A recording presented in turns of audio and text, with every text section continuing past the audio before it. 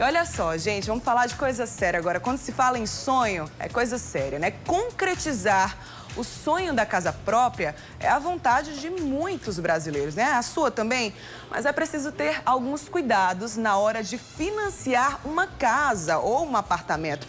A Janaína, por exemplo, está passando por um problemão. Ela mandou uma mensagem para a gente com a seguinte dúvida: acabei de comprar um apartamento e depois de assinar todos os documentos, inclusive com o banco, a construtora disse que houve uma reavaliação e que vou ter que pagar R$10.000 a mais.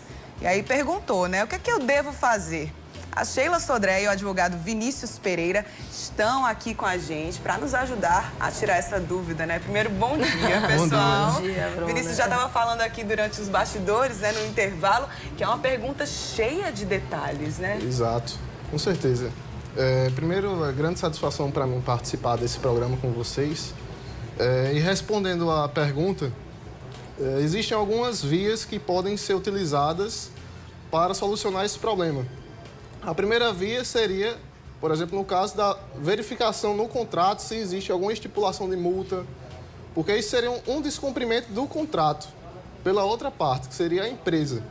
Se houvesse alguma multa, poderia pedir que esse contrato fosse desfeito, a rescisão contratual, né? E a indenização por danos morais.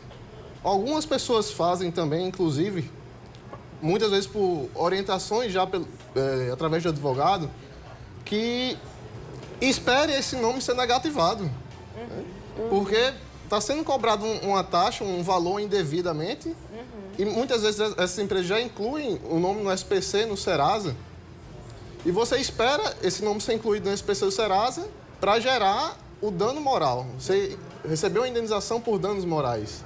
Entendi. Vamos para mais uma pergunta? Vamos lá, porque hoje tem vamos bastante. dar uma explorada Quando nele. fala em sonho de casa própria, né, minha gente? Com certeza. A Vânia de Itabaiana disse que comprou uma casa, mas desde que comprou sofre com a fossa. Ela procurou a Caixa e a construtora, mas ninguém resolve nada. E aí, o que ela deve fazer nesse caso? Existe uma garantia quando você compra um imóvel de que vai estar tudo certo com relação a saneamento básico? Como é que isso acontece? Olha, Bruna, eu não estou em condições nenhuma, nem da garganta, e eu já vinha conversando isso com o doutor Vinícius, exatamente essa questão. Quando você vai comprar um imóvel, né, e ele é financiado por qualquer, ou por um banco, ou a própria construtora, eles têm que fazer uma vistoria para saber se foi tudo entregue. Né? Então, mas a grande questão é, se eu não tiver essa documentação, doutor Vinícius, dessa vistoria, como provar esse vício? Então, a empresa tem que entregar o produto, o serviço, o bem, em perfeito estado. Né? E quando ocorre um problema desse que não está de acordo com o que está estipulado em contrato, o que acontece? Nós podemos ajuizar uma ação perante a justiça para conseguir que a empresa ajuste esse defeito do imóvel. Né? E quanto à documentação, o consumidor ele é sempre a parte mais vulnerável nessas relações de consumo. Então, sempre quem tem o ônus, quem tem que provar todas as coisas é a empresa e não o consumidor. De antemão, a gente já alerta o consumidor que todo tipo de documento, todo negócio que você for fazer, junte o documento, guarde numa pastinha que você não sabe até quando vai precisar, até porque seguro tem uma longevidade. Você não está comprando, não é só uma geladeira, não. Você está comprando um imóvel para durar. E tem os vícios que estão ocultos ali. Que não dá, né? Vamos para mais uma pergunta, agora da Franci, de Campina Grande. Ela disse assim: eu gostaria de perguntar à advogada o porquê cabe ao comprador pagar a evolução de obra de imóveis comprado na planta, se esse valor não é abatido do saldo devedor. E já agradeceu. Isso é o quê? Alguma taxa, alguma coisa? Eu não conhecia essa evolução. Eu não conhecia essa taxa. Exatamente, porque assim, as taxas, qualquer taxa dela deve estar estabelecida no contrato. Todas as taxas precisam estar discriminadas lá. Exatamente. O que acontece normalmente, você vai comprar um imóvel em construção, são os planos que você faz. Eu estou comprando na planta, então eu pago uma média de 30% ao longo da obra e quando eu recebo, aí eu tenho que, os outros 70% eu teria que financiar, ou direto pela construtora, ou pelo banco. E eu acho que esse valor da evolução, enquanto ela está pagando, tem que abater sim. Se for essa a questão. Agora, se for alguma taxa, Né? Se não tiver no contrato, por exemplo, você acredita, doutor Vinícius, que há uma possibilidade de algum acordo, de alguma negociação antes de ir para o judiciário? Dessas pessoas que estão nos tirando essas dúvidas, com essas dúvidas, vale a pena levar um advogado administrativamente e tentar uma negociação com a construtora? Olha, Sheila, vale a pena você utilizar dos meios extrajudiciais. Utilizar o mínimo possível do judiciário por já ter muitas ações, muitos processos caminhando pelo judiciário. Isso causa uma certa demora para seu processo ser julgado. Por vezes 3, 4, 5 anos. Então é sempre bom atuar preventivamente. E quanto à questão dessa taxa, eu entendo ser abusiva, porque eu jamais ouvi falar nesse tipo de taxa.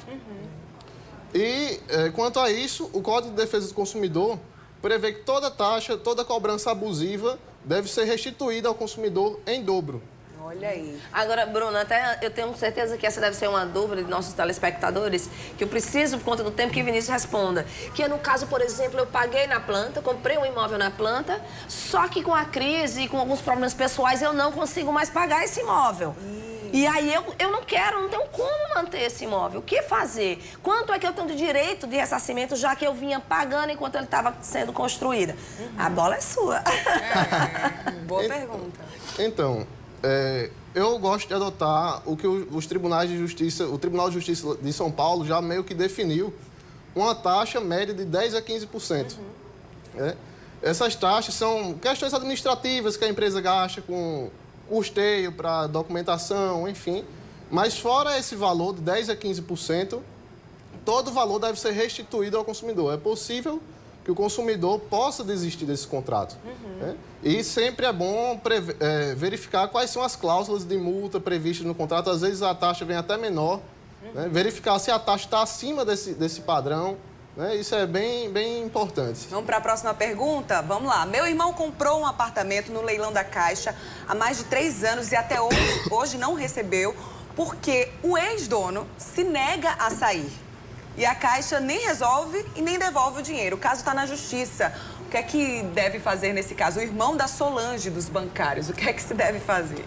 Então, é possível uma medida judicial para que ele entregue o imóvel e utilizar, inclusive, da força policial, se for necessário, diante essa, digamos assim, violência, de não querer sair, de não querer deixar o imóvel que já foi vendido, Pode utilizar, inclusive, da força policial. Doutor Vinícius, mas uma informação que ela deu ali é que o processo já está na justiça, então você já tem um advogado constituído.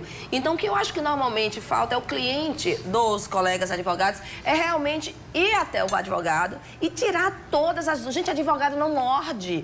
Você tem que perguntar tudo o que você está sentindo de dúvida. Você passa a vida toda entrevistando advogados, então, assim, eu gosto de conversar. Então, se você tem uma dúvida do seu processo, ele já tem um advogado constituído, pergunte tudo. Não tenha vergonha de conversar com o advogado que você constituiu, até porque é uma relação de confiança. Pergunta, não está sabendo o que fazer, o que está acontecendo? Pergunta, questione, mas não saia de lá com dúvidas. Falando em questionamentos, em dúvidas, tem outras várias perguntas, Infelizmente, o nosso tempo aqui é curtinho, mas vocês vão responder pelo Instagram, é isso? Olha, o doutor Vinícius, ele vai responder algumas agora, que eu vou colocar no nosso Instagram, como ele também não só tem um livro, um e-book muito interessante sobre direito civil, para você poder ter acesso a isso, como ele tem também um perfil no Instagram. Tá passando aí na tela. Olha aí na tela, exatamente. Isso Beleza. aí você que adora o Instagram, que gosta de estar visitando, aproveita para visitar, para ter conhecimento jurídico. E aí de uma forma mais descomplicada.